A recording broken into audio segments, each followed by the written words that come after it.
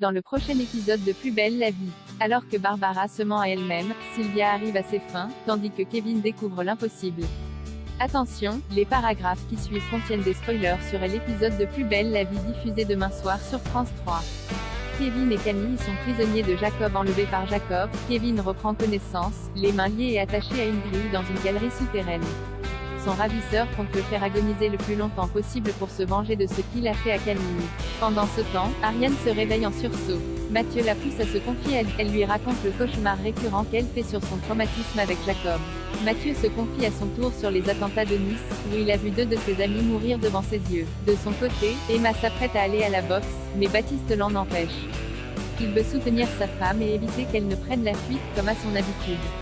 Au commissariat, Ariane retrouve l'identité de la fille de Jacob, Eva, morte à l'âge de 8 ans. Elle retrouve également l'identité de l'ex-compagne de Jacob, Agathe, qui a disparu de la circulation 2 mois avant l'enlèvement de Camille. Ariane découvre ensuite que, quelque temps après la disparition d'Agathe, ses comptes ont été transférés vers ceux d'un certain Jean-François Millet.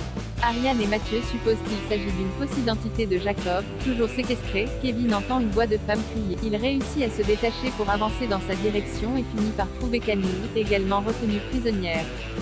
Romain et Sylvia en décalage envieuse de la relation de Sylvia avec Romain. Émilie taquine Fanny à ce sujet, persuadée que cette dernière est tout aussi jalouse.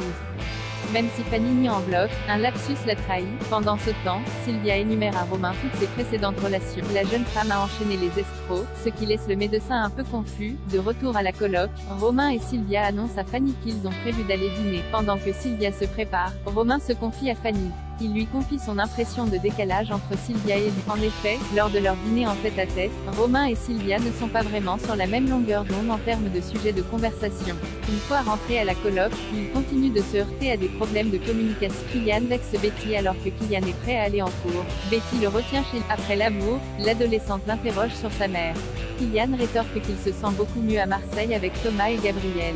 Sans se rendre compte que Betty envie sa vie de famille, Kylian se permet de la questionner sur ses parents. La jeune fille se braque immédiatement, l'insulte, puis quitte les lieux. Kylian sollicite l'aide de Jules pour essayer de comprendre les réactions de Betty, ainsi que son environnement familial. Jules affirme que ses parents sont plutôt cool. Toutefois, il lui suggère de ne pas aborder le sujet avec Betty.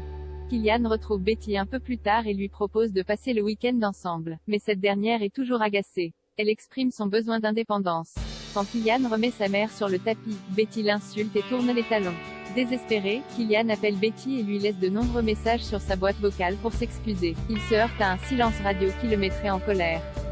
En pleine rue, Kylian s'en prend verbalement à des passants, puis casse un vélo à coups de pied.